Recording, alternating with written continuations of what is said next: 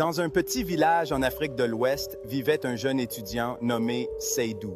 Intelligent mais souvent distrait, il peinait à suivre le rythme de l'école. Les moqueries de ses camarades et les reproches de ses professeurs devenaient insupportables. Un soir désespéré, Seydou se rendit en cachette chez Kofi le féticheur, un vieil homme craint dans toute la région, connu pour ses pactes étranges et ses dons surnaturels. Le féticheur l'attendait comme s'il savait déjà. Sa hutte sentait les cendres, le sang séché et les racines pourries. Il ne parlait pas, il grognait. Il tendit à Seydou un vieux stylo noir fissuré froid comme du métal orné de symboles rouges indéchiffrables.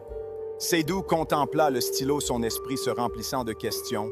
Kofi, avec un regard perçant, lui expliqua que ce stylo avait le pouvoir d'ouvrir les portes du savoir, mais à un prix.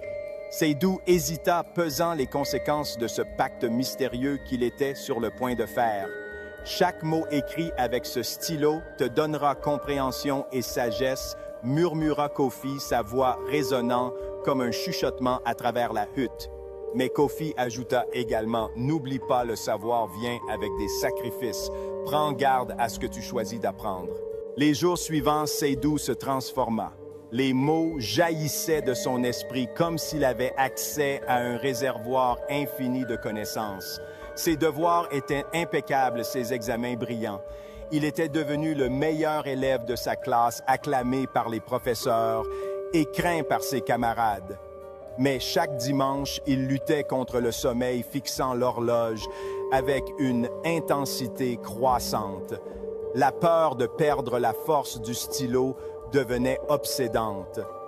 Alors qu'il se frayait un chemin à travers les études et le succès, une pression invisible pesait sur lui, assombrissant son esprit. Il commença à se demander combien de temps il pourrait maintenir ce niveau d'excellence. C'était un dimanche. Seydou avait passé la journée à étudier, mais une fatigue écrasante le gagnait.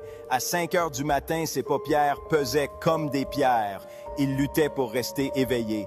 Juste 5 minutes, pensa-t-il, alors que son esprit fléchissait.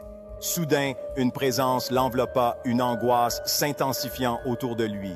Les ombres dansaient sur les murs, et à cet instant, il comprit que le stylo ne lui appartenait pas entièrement. Le choix semblait autant un don qu'une malédiction, et il pouvait sentir l'esprit du stylo se réveiller, insistant sur son droit de réclamer ce qui lui appartenait.